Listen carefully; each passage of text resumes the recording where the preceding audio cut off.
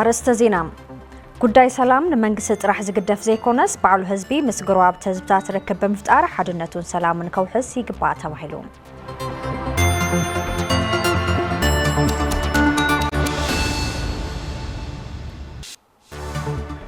ማሕበር ረድኤት ትግራይ ምስ ቻሪቲ ወተር በመትሕባር አወረዳ ራያ ዓዘቦ ጣብያ ማቻረ ብልዕል 60 ሚልዮን ብር ህንፀት መስተማይ ትሰርሕ ምህላዋ አፍሪጣም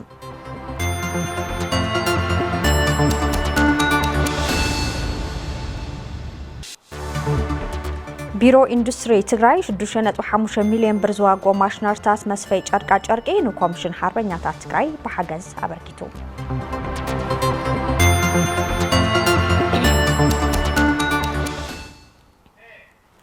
ጥዕና ሃበልና ዝኸበርኩም ተመልከትና ካብ ቴሌቪዥን ትግራይ ብቐጥታ ተከታተልዎ ዘለኹም ዜና ሰዓት ጀሚሩሎ ሳራ ብርሃሌ ዜናታት በመቅረብ ዓለም ፀሐይ ሓጎስ በመዳይ ምልክት ቋንቋ ምስ መላእ ሶምያ ስቱዲዮ ሰዓትና ሓበራዊ ጻኔት ክንጋብር ናብ ፈላማይ ዜና ይከስክረኩም ጉዳይ ሰላም ንመንግስት ጥራሕ ዝግደፍ ዘይኮነስ ባዕሉ ህዝቢ ምስ ግሩብ ህዝብታት ርክብ በመፍጣር ሓድነቱን ሰላምን ከውሕስ ይግባእ ተባሂሉ እዚ ተገለጸ ባዳላውነት ፎረም ርክብ ህዝብን ህዝቢ ሰላምን ሓድነትን ህዝብታት ትኩረት ገይሩ ኣብ ከተማ መቐለ ኣብ ዝተዳለወ መድረኽ እዩ ጎይቶም ንጉስ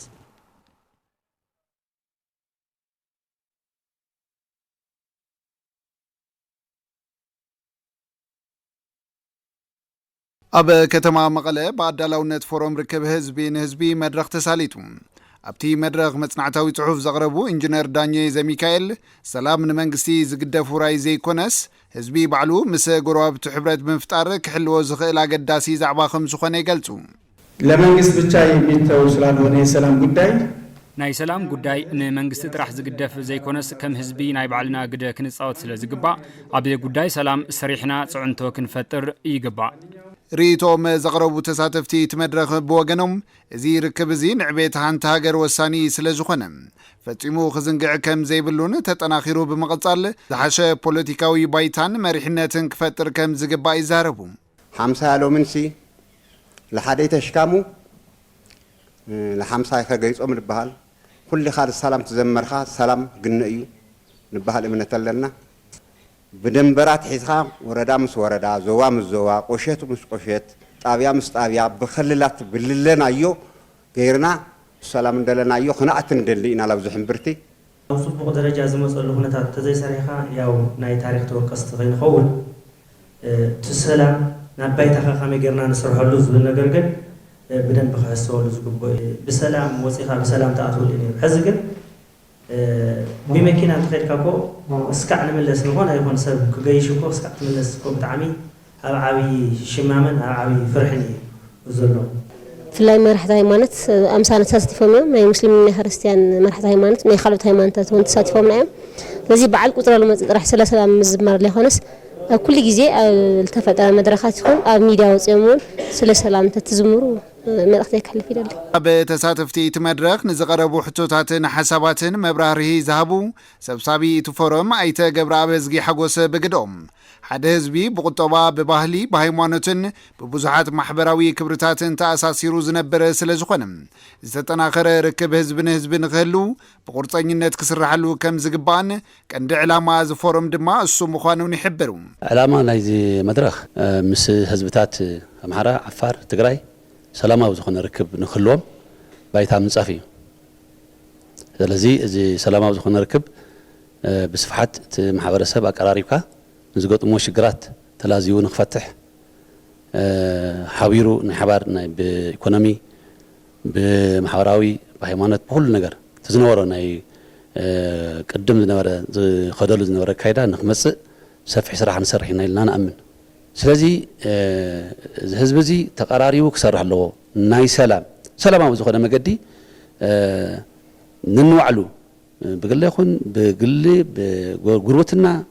بكل نجار كسرح له سلام بعلوك حلو أخل الله بالملقتي حلف زلانا إزي حزي أب مقالة تجمير زول مدرك أبزي راح تحاتي روز ترف زي كونس أب كالوت كللات زهاجر ون تتناخير زغط المخانو دما أتم سبسابي وسيخوما قليتهم ኣብ ትግራይ ውሕፀት ታክረጋገጽ መንግስትን ህዝብን ተዋዲድካ ምስራሕ ከም ዘድሊ ነበርቲ ወረዳ ጉለ መኸዳ ገሊጾም ጸገማት ህዝቢ ትግራይ ክሳብ ዝፍትሑ ድማ ኣብ ጎኒ መንግስቲ ኮይኖም ክሰርሑ ከም ዝግባኦም ድማ ገሊጾም ዘለው ክብረ እግዚአብሔር ቀዳሚ ዘራሪቡ በጀት ሰራሕተኛ ብምኽልካሉ ትካላት መንግስቲ ይዕጸው ከም ዘለው ተመዛበልትን ግዛኣትን ብዘይምምላሱውን ህዝቢ ኣብ ዝገደደ ሓደጋ ውድቕ ከም ዘሎ ዝገለጹ ርእይቶም ዝሃቡና ነበርቲ ወረዳ ጉሎ መኸዳም እንትኾነ ግን ካብ መንግስቲ ትግራይ ነዞም ጸገማት ኣብ ምፍታሕ ክስራሕ ትጽቢት ኣለና ኢሎም ሰብ ጸጊሙን ይሄ ነዳዲ ተዓጽን ይሄ ብእግርና ናይ 3-4 ሰዓት መንገድና ንኽር ዘለና ማለት በጀት ሪእ ኣለኻ መንግስቲ ሰራሕተኛ ህዝቢ ደው ኢሉ ትካላት ይዕጸ እዩ ዘሎ ኣና ጉሎ መኸዳ ትካላት ይዕጸ ኣሎ ህዝቢ በቃ ብሰንኪ መሃያ ዘይምህላው መንግስቲ ሰራሕተኛ ዓጽዮ ይወጽእ ኣሎ ክፍታሕ ምዃን ህዝቢ ተረጋጊዑ ዘሎ ማለት እዩ ስለዚ ኣነ ናቱ ምምላስ ዓብይ ጸገም ክፍታሕ ምዃኑ ይኣምን ማለት ተመልሰ ዕድል ይኽእል ዝግባ ማለት ተመልሰ በትኾነታት ተጓሳቀለ ብኩናት ኹን ብተፈላለዩ ማናታት ተጓሳቀለ ዘል ህዝቢ ማለት ሕጊ መውጽእን ሕጊ ተርጓምን ሃተበለ ኣብዚ ክቋወም ይኽእሉ ኣብ ትግራይ ፍትሒ ክነግስ ተሓታትነት ክረጋገጽን ክስራሕ ከም ዝግባእ ዝሓበሩ ቶም ነበርቲ ውሕፀት ምፍጣር ድማ መንግስቲ ምስ ህዝቢ ተዋዲዱ ምስራሕ ከም ዝጠልብ ሓቢሮም ተፈናቀል ናብ ዓዲ ተመሊሱ ስርዓትና ዲሞክራሲያዊ መንግስቲ ተኻይዱ ኣብ ጣብያን ወረዳን ፍትሒ ነጊሱ ንሕና ካብዚ መንግስቲ ካብዚ ነባር መንግስትና ብዙ ተጽቢት ንግበር ስሩዕ ዝኾነ ቤት ምኽሪ ምምላሱ ተመንግስቲ እንታይ ይሰርሕ ከም ዘሎ እንታይ ዘይሰርሕ ከም ዘሎ እንተኸታቲል ናብ ስራሕ ክእትዎ ኢለ ተሓሳቢ ይገብር ናብ ስራሕ እትይዎ ኣሎ ማለት በጀት ከመይ ክእከብ ከም ዝኽእል ጸጋታት ክምልሽ እዩ መመረጽታት ከም ጽኢል ከተሐስብ ሕጊ ከነግስ እዩ ሕጊ ከነግስ ክኽእሉ ተሓታትነት ክመጽእ እዩ ምክንያቱ ህዝቢ ይመሪጽዎ መንግስትን ህዝብን ተጓራሪሱ ናፍታ ንቡራ ዝነበረት ንኽምልሳስ ኣብ ሓጺር ግዜ ሲከኣል እዩ ጸገማትና ክሳብ ዝፍትሑ ኣብ ጎን መንግስቲ ኮይንና ክንሰርሕ ኢና እውን ኢሎም ናይ ጸጥታ ስራሕትና ወዲብካ ድሕንነት ህዝብና ክሕሎ ክኽእል ኣሎ እዚኣ እያ ዝለዓለት ክትከውን ዘለዋ ስለዚ ሕብረተሰብ ነዚ መንግስቲ ክድግፎ እዩ ነቱ ስርዓት ነቲ ሕጊ መተግበርቲ ኮይና ሓና ከዓ ሓገዝቲ ኮይና መንግስትና ዝበለና ከዓ መንግስትና ዝመርሐና እና ብኣንፈት ዝመርሐና ትክክለኛ ጌርና ናብ መንገዲ ዓወት ክንከድ ንኽእልና ኣነ ከም ግለይ ኣፍቱ ውሳነ ንሱ ዓሲለ ንህዝበይ ከናግፍን ክውስንን ክወስንን ክኽእል ኣለኒ ዝብል እምነት ኣለኒ ሕብረተሰብ እውን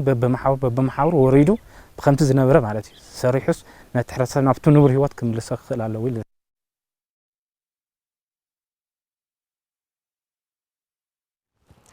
በመንግስቲ ኢትዮጵያ ዝፍጸም ዘሎ ኩለ መዳይ ክልኸላ ብስራሕቶም ዕንቅፋት ይኾኖም ከም ዘሎ ኣብ ደቃቅትን ኣናእሽተይን ዝተዋፈሩ መናእሰይ ከተማ መቐለ ገሊጾም ትዕግስት ኪሮስ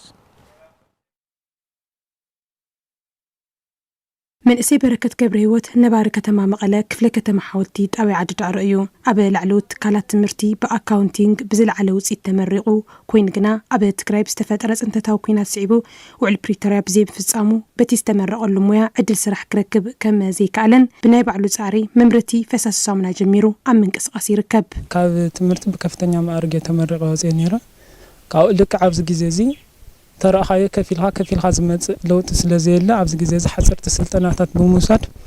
ናብ ስራሕ ዝቀላቀል ክኢለ እየ መበገስ እየ ዝተዋሃበና 50,000 ነይሩ ብስልጠና መልክዕ ተዋሂብናን 50,000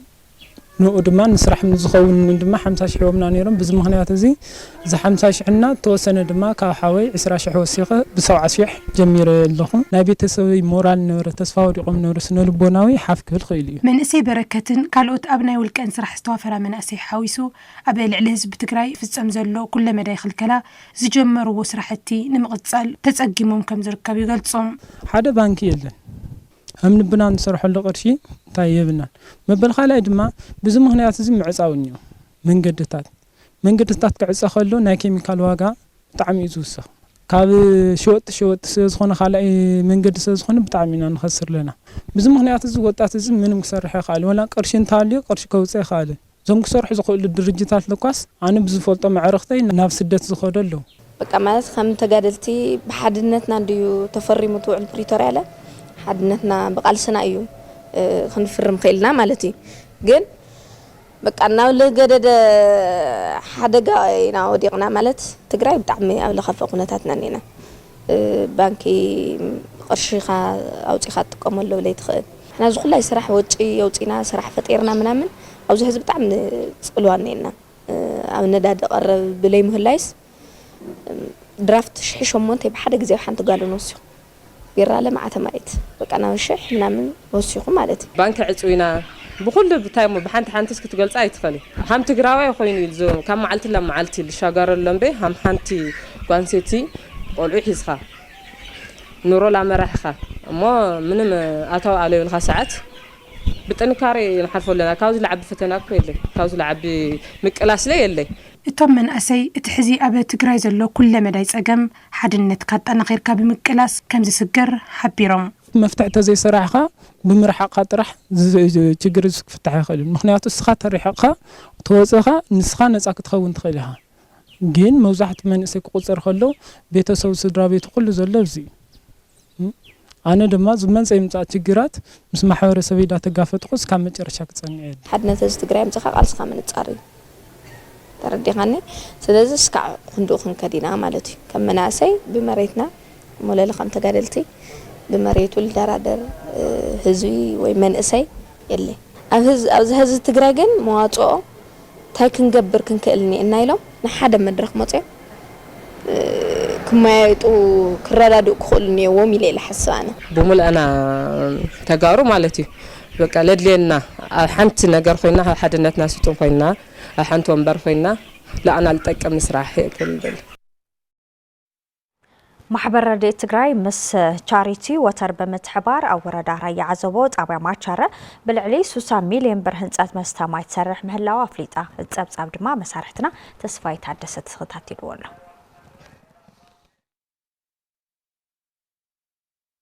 كازانجرا كرمان ورقه تنادد كالا سماي فساتكا ختنادد بقى أبو وردا راي عزبوت أو يا ماچاره فولي بوتا عدو وجرات نركب نبرتز كبابي بحسرة ماي ننو حوانات ناتصقمو مصنحهم يقلصون عدو وجرات خون دا ماچار يدخل له ماي قادح مالتي بوتاو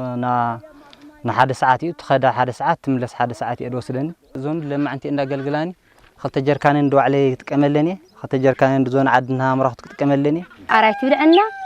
ولا سيسي يبلنا بقاليت مرت يدركو علينا حتى ولادنا بطعم دات مرت كاين سدا بشجر ماي تاغالنا داموره كاين سدا بشجر ماي كما عاتيا دات مرت اسمع زما ساعات حلف له اوز عدز كن ما شجر بمهلاي حمامات ياغاطمين نعمنت اوزس بتغزاي تحصاي خونيس دغور رخافكاس تماي روخات حضر ماي مالت حمقا عصح زكالي ما يخات حصاي صوم كالي ما يخات حصاي كله ولا دات نبرخه ما يخات حصاي حنا ግን بما شجر كله بقى نطقملو ነገር ይብልنا ኣብ ከባቢኦም ማሕበር ረድኤት ትግራይ ምስ ቻሪቲ ወተር ብምትሕብባር ትህንጾ ዘላ መስተማይ ንነውሕ እዋን ዝነበሮም ሕጽረት ቀረብ መስተማይ ዝፈትሕ ምዃኖም እቶም ነበርቲ የረድኡ ማይ ሞጽልና ላፈሓርና لا تحقوسنا فحرلنا سرحلنا حزبنا ودبنا طرنفنا مخرنا معدنا بدم بقاتر مسليتي وارديانا مرصنا نحلينا بطعمي تحقوس ايغلص يعني يقصل لنا نل ماريت بطعمي يقنيلنا بطعم حقوس لنا جنا ستنا يقسي بطعم حقوس لنا حزي هند ستنا يقطر لنا يو اتحابار مستماي وردا راي عزبو ايتسراج محمد اتزهن زلو مستماي 4600 وغنات كغلغل مخان يحبروم أوردنا لا عسرت حرت آياتات الله كفتن عسرت حرت آياتات تقد ماي ممارس اللي بلا زيادة آيات مشارة يا مالك أنا ما يسقم عوي سقم النور يوت طبيعي كابزي توقسوا أقاطامي ياو مارت ياو يغني لنا النايو بنفيشري ياو تتكلم حرت السب 4664 ياو تتكلم كوني بال تسفنينا كاو توسعون انساون لا 5000 شو تبي تسمعني خلتي انسساون ያው ተጠቃሚ ልኳን በዚህ ተስፋነና ማለት ነው ኣብ ማሕበር ረድኤት ትግራይ ኣተሓባር ህንጸት መስተማይ ኢንጂነር አርጋነሽ አበራም እቲ ህንጸት መስተማይ ብልዕሊ 60 ሚልዮን ብር ስራሕ ዘሎ ምዃኑ ይገልጻም ዓሚቕ ጉድጓድ እዚ ካብቲ ጉድጓድ ጀሚሩ ናውዚ 4.7 ኪሎ ሜትር ወይ ድማ 4700 ሜትሮ ተዘርጊሑ ናውዚ ክመጽ ማለት እዩ ሶላር ይኽሰርሕ ምክንያቱ ናይ ሶላር ስራሕቲ ኣብ ዕድጊት ኣሎ እሱን ቀልጢፍና ክንውዳይ ኢና ዘለና 100,000 لتر ويدما 100 متر كيف جاني زسرح نريء زلنا جاني نزوزين هي بروجكت نمسرح لعلي 61 مليون እዩ ተበጅትሉ ናይ ሕብረተሰብ ተሳትፎ ናይ ማረት ናይ ኩልዩ ተኣኪዩ ማለት እዩ ማረት ምስ ቻሪቲ ወተር ኮይኑ ማለት እዩ ኢና ንሰርሕ ዘለና ጸጋታትን ክብርታትን ቅዱስ ያሬድ ክዕቀቡን ናብ ወለዶ ክሓልፉን ከም ዝግባእ ተገሊጾም እዚ ዝተባሃለ ዝኽሪ መበል 1442 ዓመታዊ ክብረ በዓል ምስዋር ቅዱስ ያሬድ መሰረት ገይሩ ደብረ ሲና ቅዱስ ያሬድ ቤተክርስቲያን መቐለ ምስ ሃገረ ስብከት መቐለ በመትሕባር ኣብ ዘካይዶ መንፈሳዊ ዋዕላ እዩ ዝዛዕባ ድማ ፍሳጽን ገብረ ኣብስኪ ከምሰብ ጋር ባላይ ዓመታዊ ክብረ በዓል ቅዱስ ያሬድ ዝተሰወረሉ ዝኽሪ መበል 1442 ዓመት ደብረ ሲና ቅዱስ ያሬድ ቤተክርስቲያን መቐለ ምስ ሃገረ ስብከት መቐለ ብምትሕባር ዝኽሪ ቅዱስ ያሬድ ንዘለዓለም ብዝብል መንፈሳዊ ዋዕላ ተኻይዱ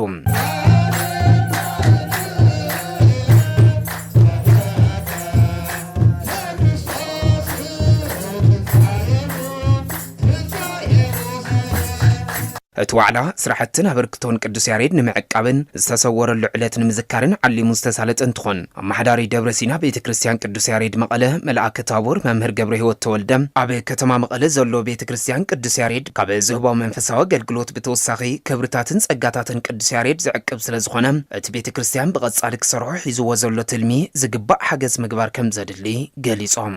እቲ ኣብ ቀረባ ግዜ ተተኺላ ብዙሓት ስራሕቲ እናሳለጠት ዘላ ሓዳሽ ህንፃ ቤተክርስቲያን ደብረ ሲና ቅዱስ ያሬድ ቤተክርስቲያን ናይዚ ዓብዪ ቅዱስ አቦ ታሪኻዊ ብዕምቆት ዝንገረላ መንፈሳዊ ቱሪዝም ብዝለዓለ ደረጃ ዝሕሰበላን ንኸተማና ኢሉ እውን ሃገርና ልክዕ ከምቶም ካልኦት በዓላት ዓባይ ደብሪ ንኽትከውን ተኣሚና ኢና ነዚ ዕላማ ንምትግባር ድማ ናይ 10 ዓመት ስትራቴጂ ትልሚ አዳሊና ናብ ስራሕ አቲና ኣለና እዚ ታሪኻዊ ፕሮጀክት ንምፍጻም ግን ናይ ሓባር ርብርብ ይሓትት እዩ ጸጋታት ቅዱስ ያሬድ በመንጽር ረብሓ ቤተክርስቲያንን ሃገርን ብዝብል ርእሲ ዳሳሳዊ መጽናዕት ዘቕረቡ መጋቤ ሐዲስ መምህር ሄኖክ ገብረ እግዚአብሔር ቅዱስ ያሬድ ንቤተክርስቲያንን ዓለምን ካብ ዘበርከቶም ዝድህሰሱን ዘይድህሰሱን ጸጋታት ንዜማን ማህሌትን ሓዊሱ ኣብ ምዕቃብ ቋንቋ ግዕዝ እውን ዝተጻወቶ እጃም ልዑል ምዃኑ ይገልጹ ቅዱስ ያሬድ ዘያመ ጥራሕ ሱለ ሃምዘን ያሓዝ ግዜ ዘለና ሱና ጥራሕ ድጓ ንፈልጥ ኮማ ይኮን ብሉይን ሐዲስን ብጉንጭ ዝወሓተ ሰብ ድርሰቱ እውን መሰረቱ ቅዱስ መጽሓፍ እዩ መስኪር ተዘይፈልጥ ክደርስ አይኽእል ኣብዚ ሓንቲ ነገር ልብ በልዩ ድጓ ያእኽለኒ ኢልካ ሱቆ ይበሃል ትድጓ ምንጩ ብሉይን ሐዲስን ስለ ዝኾነ እግረ መንገዱ ትዋን ቤተክርስቲያን በዓልቲ ቋንቋ ግዕዝ ሃፍቲ ቤተክርስቲያን ኮይኑ ከጠቅዎ ዝኸኣለት ሳላ ያሬድ እዩ ስለዚህ ቅዱስ ያሬድ ዘምጾ ጸጋት ንሐስብ እንተለናስ ስቁሉ ካብ ደገ ጥዑም ዜማ ስለልፈጠረላ ስቁሉ ከተአታትውላ ተገዲዱ ኮይኑ ዘይኮነስ ንቤተ ክርስቲያን ተዋሃበ ጸጋ ጸጋታት ቅዱስ ያሬድ ናብ ወለዶ ክሓልፍን ፍልፍል ቱሪዝም ክኸውንን ድማ ክስራሐሉ ከም ዝግባእ መጋቤ ሐዲስ መምህር ሄኖክ ኣገንዚቦም ኣብ ሓድሽ ወለዶ ድማ ትኹረት ክንገብር ይግበአና ሓደ ንውሳናኻ ብዝሰኸነ ልቢ ደጊምካ ምርኣይ ያሬድስ ደጊሙ እዩ ቱ ተበጊሱ ዝኸደሉ ዝነበረ ደጊሙ ክርኢ እዩ ገይርዎ ካላይ ገለል ኣብ ዝበለ ቦታ ኮይንካ ዓርስኻ ምርኣይ ኣብ ጥቓኻ ዘሎ ነገር እውን ልብ ኢልካ ብምስተውዓል ትምህርቲ ምውሳድ ናይ ይከኣል መንፈስ እውን ምስናቕ ነይሩ ቅዱስ ያሬድ ተስፋ ቆረጽ ኣይኮነን እንደገና ድማ ፍቕሪ ሃገር ስለ ሃገር ክንደይ ዝደረሰ ቅዱስ ያሬድ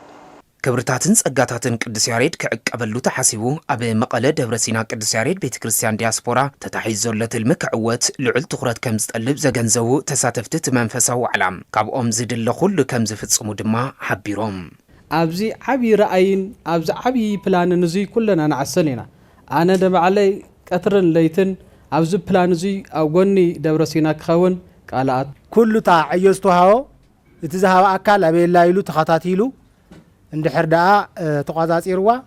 ናብ ውፅኢት ትቕየር ማለት እዩ ናላት ሕልኽልኽ ከጋጥም ይኽእል ነገራት ከጋጥሙ ይኽእሉ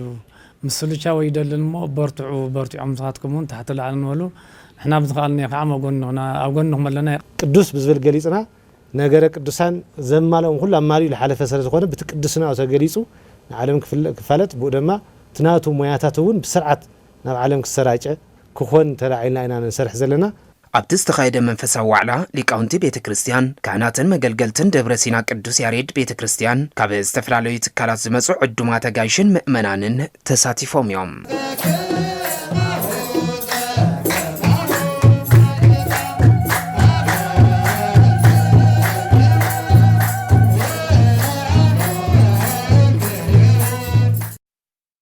ኣብ ዘመነ ምህርቲ 2018-2019 ልዕሊ 3.5 ሚልዮን ኩንታል ምህርቲ ንምእካብ ይሰርሕ ከም ዘሎ መምርሒ ሕርሻ ዞባ ደቡብ ትግራይ ኣፍሊጡ። ኣብ ዞባ ደቡብ ትግራይ ኣብ ዝሕዚ እዋን ብዘሎ ዝሓሸ ሽፋን ማይ ደጋፊ መስኖን ብዝራእቲ በልጊ ካብ ዝተሸፈነ ተሓራስ መሬት ብተወሳኺ ኣብ እዋን ክረምቲ ዝሓሸ ፍርያት ምሕፋስ ዘኽእል ቅድመ ምድላው ከም ዝተወገነ ሓላፊ መምርሒ ሕርሻን ልምዓትን ሕርሻን ገጠርን እታ ዞባ ኣይተመላኩ ግርማ እዮም ነዚሮም ዘለዉ። ኣብታ ዞባ ኣብ እዋን ኣዝመራ ብዝራእቲ ክለምዕ ካብ ዝተሓዘ 145,000 ሄክታር መሬት ዛጊል ልዕሊ 48,000 ሄክታር ይለምዕ ምህላው ዝጠቐሱ እቶም ሓላፊ መፍረያነት ንምዕባይ ልዕሊ 80,000 ኩንታል ዘመናዊ ድኹዕን 33,000 ኩንታል ምሩፃት ዓሌት ዝራእትን ሓረሶት ከም ዝተኸፋፈለ ረድዮም። ኩሎም እታወታት ቴክኖሎጂ ብምጥቃም ልዕሊ 3.5 ሚልዮን ኩንታል ምህርቲ ንምሕፋስ ትልሚ ተታሒዙ ብዝተዋደደ መንገዲ ይስርሐሎም ምህላው ድማ እቶም ሓላፊ ኣፍሊጦም እዮም። ኣብ ዞባ ደቡብ ትግራይ ኣብ እዋን በልጊ ብዘሎ ዝሓሸ ሽፋን ማይ ደጋፊ መስኖን ልዕሊ 14,000 ሄክታር መሬት ብገደና ኣሕምልትን ፍራምረን ካልኦት ዝተፈላለዩ ዝራእትን ተሸፊኑ ምህላው ድማ መምርሒ ሕርሻን ልምዓት ገጠርን እታ ዞባ ኣፍሊጡ ክብል መሳርሕትና ሃፍቱ ብስራት ጸብጺቡ።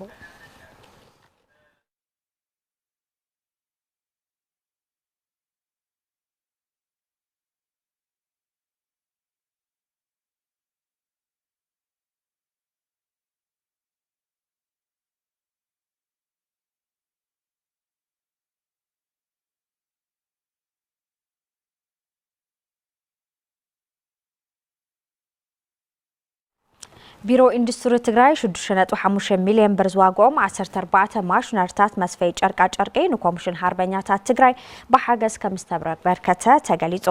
ኮሚሽን ሃርበኛታት ትግራይ ድማ ዝተረኸበ ማሽናት ንኣብያተ ጽሕፈት ሃርበኛታትን ከተማታት ዓድዋን ፍሮይንን ተበርኪትሎ ጸብጻብ ድማ ሸዊት ሙላለም ከም ሰብክቶ ኣርባየ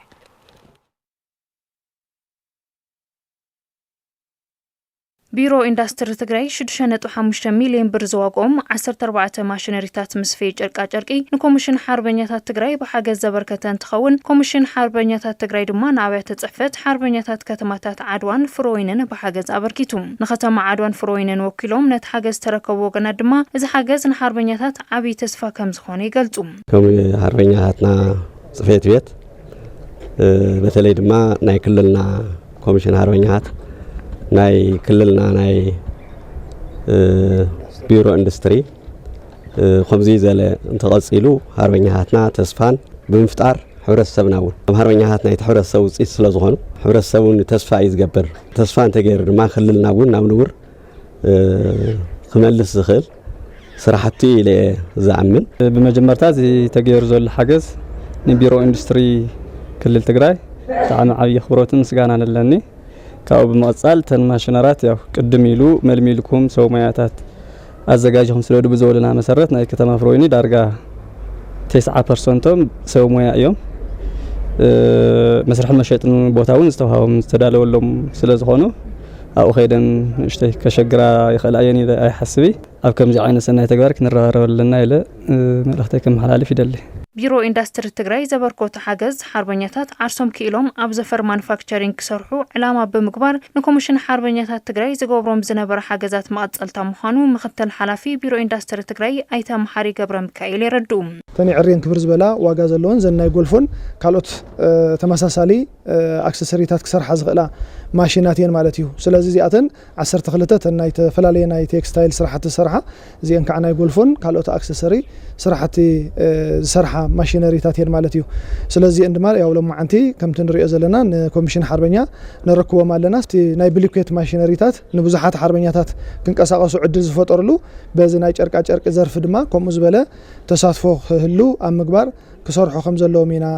በዚ ኣጋጣሚ መልእኽትና ንሕልፍ። እቶም ሃርበኛታትና ካብ ተጸባይነት ወፂኦም ተጠቀምቲ ኮይኖም ዓርሶም ዝኽእልሉ ምቹ ኩነታት ንምፍጣር ጻዕርታት ክንገብር ኢና። ምክትል ኮሚሽነር ኮሚሽን ሃርበኛታት ትግራይ ኣይተ መሓራ ኣሰፋ ንቢሮ ኢንዱስትሪ ትግራይ ብምምስጋን ኣብ መስርሕ ቦታን ምትእስሳር ዕዳጋን ዘሎ ጸገም ብምፍታሕ ቀልጢፎም ናብ ስራሕ ክኣትዉ ከም ዝስራሕ ይሕብሩ። ናይ ጎልፎ ማሽንን ካብኡ ተመሳሳሊ ናይ ስፌት ምስኡ ተኣሳሲሩ ክኸድ ዝግባእ ማተርያል ካብ ቢሮ ኢንዱስትሪ ተረኪብና ኣለና። ክብድ ዝበለ ማሽን እዩ። ስራሕ ዘድልዮ እዩ። ስልጠና ዘድልዮ እዩ። ናይ ዕዳጋ ኣክሰስ እውን ዘለዎ እዩ። ስለዚ እዚ ጥንክር ኢልና ብደንቢ ተወዲብና ተሓጋጊዝና ተሰሪሕናሉ። እቶም ማሕበር እውን መሬት ክረኽቡ መስርሒ ክረኽቡ ቦታ موياو حجز كجبرلهم حبيرنا مس بيرو إندستري نحوار سلطنا زجبرلهم خناتات أما شاچنا قلتي فمنا تجوار زعات اللخناتات كنفتر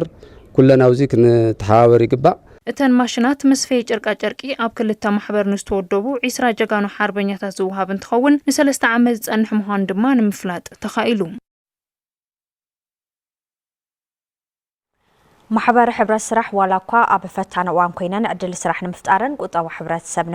من نقاحن زرعة ترى كم زلوان تجليزهم استقلت بعسنا دعنت عقارن لقاحن يونين جمعة فانا من عسي ميزانا أب سالت مرخلو تمكروين أبز أبتعدل دانيو فسات إنكبرابسكي باسنا دعنت محبرات حبرت سرح عقارن لقاحن يونين جمعة فانا من عسين ميزانا أبي كتما مغلا مدرخلو تمكرو تساليتهم حلافي ايجنسي محبرات حبرت سرحن لمعت عراقان تقراي ايت بروه زفروم اتن محبرات ابزي فتنا وان كوينان عدل سرحن مفتارن قطباو صقامات حبرت سبن مقلالن قدأن يفتصما كم زلوا يقلصوم ايكونوم لوط خماص خمصن دحر كوينم تقراينا تمكرو ناي قدني كا تحساسباي لوط زمص مالتي ገንዘብ ዘይኮነ ዝقدمس التحساسوا يقدم بحوار تحقاقيسكا ناي تقراي ايكونومي ملوات فايبرانت زخونه اي منقصاص تردينا لنا سلازي حزب تقراي ابزن حبرت سرح محاورات ابزن عقارن زي انتوديبو بچبوط حزي صقم يفتح له مالتي حبرت سرح محاوراتنا تجميرنا زلوا منقصاصات بزي منقد زي اندحر تمكرو زي سفحين اندحر داو سيدنو مصاي تقراي نوسرلو ناي كوبراتيف منقصاص كله زل على قمت يبو خنقصاص نسرحنا محبرات حبرت سراح نحبرت سب عدل سراح كم مفتار بتوساخي مسرت كل مدياو عبيت حنت عد كم زخنا دمام عدو منبر بوردينين جمعة ويزرو سنايت عين عالم يجنزبام حبرت سراح محبر مسارت عبيت سلطانن ماخل مرمرن ناي ديمقراسي ملمامد ماخلاتن خوينن ام مفتاح كل مداو صقم حبرتسبنا قلف ترانا تصاوتا يركبا بفلاي دما عقارن لقان حبرت سراح محبرات سراح عدل بمفتار منسي زلوا فلطات عقمي قلبت كما وين زنورو ناي فاينانس صقم فتحو نابز حشه ناي ايكونومي منقسقاس نكاتوا عبي برن منقدن زخنا ين حبرت سراح محبراتنا اتز تجابرل هو التمكرو بفلطاتنا سرارحا فاينانسن بمحجاز حبير كان معباي زعلمه كم زخونه دما مكتل فصام سراح عقارن لقحن فانا مناسي ايت منغست برهانه يطقسوم قبل حشه منقسقاس زلوا 50 محبرات كاب حدحدن كلتا امرارحا حزان لا استمكرو مصينا لوا از تمكرو بانا نطمرت لمفطاري اما واصو تግራይስ ሃፍትታት ተዘይ ተወዲኦም እትና መጀመሪያ ሃፍት ሰብዩ ሰብ እንደገና ልዕሊ ኩሉ ኣብ ሕብረት ስራሕ ማሕበራት ይዝዓስል ናይ ዕቋርን ልቃሕን ጠቕላላ ስራሕቲ ለትሕብረት ሰብ ዝምጥን ብድልየቱ መሰረት ክነቕርበሉ ኣብ ልደለዮ ተወዲኡ ኣብ ልደለዮ ልመረፆ ማሕበር ተወዲኡ ዓርሰ ምርኮዛ ከረጋግፅ ዘኽእል عينة تمكرينا هنا زلنا. أبي محدرة زمناو فاينانسن أو هبا قلقالوتن كلاتن فلتاتن زسن تمكرة كمزي جبت ورما تساتفت تمدرخ إزاربو. همز بعد ملت أجوا بمويان بزح سنة مقارن إن فلتن أو قدم درجة نسر عن تكالت ميزان خمون فان عقارن لاحن. لكايدو تمكرو لو وتزل ولا زيو بتالين احنا جمرتي كم حزباو عقار اللاحن حيزه نغرت له جمرت مستمخنا انا بزح تمرتيو لو تكمت تخوينو كم عقاريو عقير خات تلقي خال حشه هو تفطر مالتيو لما انت حالفني تمكرو يا كل جزء ببجزء ابديت تقبر لك مس جزء يكون كتقعد يقبا ስለዚህ ጮምዓ ምጀት ሓብሮ ናይ ፋና ናይ ሚዛን ዓበይቲ ማሕበራት زحلفو أزلوا تمكرون تنكالات دقائق زلان دقنا عبي قلوة مخانو كاوزي وسينا دمنا أنا ممكن تقاموا اللي خلنا نقدر نسقط بقى بيح تمكروا أسينا لنا سبورتو حبريتاتن كمون زرزر زيناتاتن زتكاتت زيناتات تلفزيون تግራይ ነዚ መስል ነይሩ ስለመከታተልኩም መስኪና ሳራ ባህሊ زيناتات በመቅረብ አለም ፀሐይ ሓጎስ በመዳይ ምልክት ቋንቋ ምስ መላ ሰው ሚያ ስቱዲዮ ሰዓቲና ሕብራዊ ጻነት ገርና ሰሰናይ ተመኒና